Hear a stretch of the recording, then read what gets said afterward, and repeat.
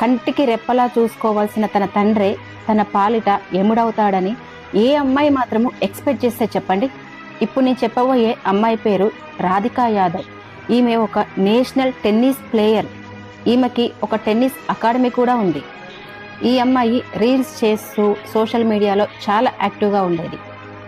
ఈ అమ్మాయి పొట్టి బట్టలు వేసుకొని రీల్స్ చేయడం అనేది తన తండ్రికి నచ్చేది కాదంట.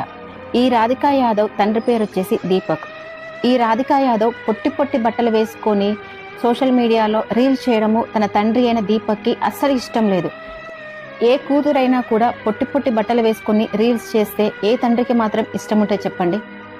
తన కూతురు పొట్టి బట్టలు వేసుకొని రీల్స్ చేయడం అనేది తనకు అసలు ఇష్టం లేదంట. ఎందుకంటే ఈ సమాజము తన కూతురు గురించి చెడుగా అనుకోకూడదని చెప్పేసి, తనకి ఇష్టం లేదు అని చెప్పేసి తన కూతురికి చాలాసార్లు చెప్పి చూశాడంట. ఇదే క్రమంలో దీపక్ తన సొంతూరుకి వెళ్ళినప్పుడు తన ఊరి వాళ్ళు, నీ కూతురు ఇలా పొట్టి బట్టలు వేసుకుని రీల్స్ చేస్తుందని చెప్పేసి ఎగతాళి చేస్తూ నవ్వుకుంటూ, నీ కూతుర్ని నువ్వు కంట్రోల్ చేయలేకపోతున్నావా, నీ కూతురు సంపాదనతో నువ్వు బ్రతుకుతున్నావా అంటూ వాళ్ళందరూ అవహేళన చేశారు. వారి మాటలు దీపక్ని సైకోలాగా మార్చాయి. తన కూతురి పాలిట రాక్షసునిగా మారి కోపంతో తన లైసెన్స్డ్ గన్ తీసుకుని తన కూతురి మీద 5 రౌండ్లు కాల్పులు జరిపితే 3 బుల్లెట్లు తగిలి తన కూతురైన రాధిక అక్కడికక్కడే చనిపోయింది.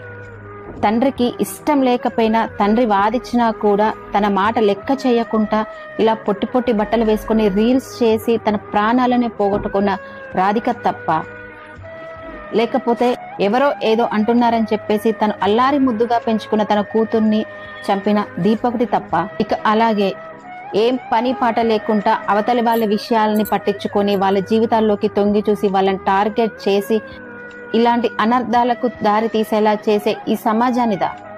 ఈ లోకంలో ఉన్న మనుషుల మాటల్ని మన బుర్రకెక్కించుకుంటే ఇటువంటి సంఘటనలే అవుతాయి.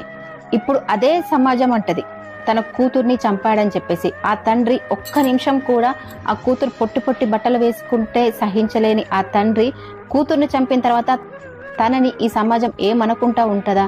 ఈ ఒక్క చిన్న విషయము ఎందుకు ఆలోచించలేకపోయాడు? ఇలా సమాజంలో ఉన్న మనుషుల ప్రతి మాట పట్టించుకుంటూ పోతే ఇటువంటి అనర్థాలకే దారితీస్తాయి. అందుకే దయచేసి ఇటువంటివి పునరావృతం కాకుండా ఈ వీడియోని అందరికీ షేర్ చేయండి. ఈ విషయం గురించి మీ అభిప్రాయాన్ని కూడా కింద కామెంట్ బాక్స్లో కామెంట్ చేయండి.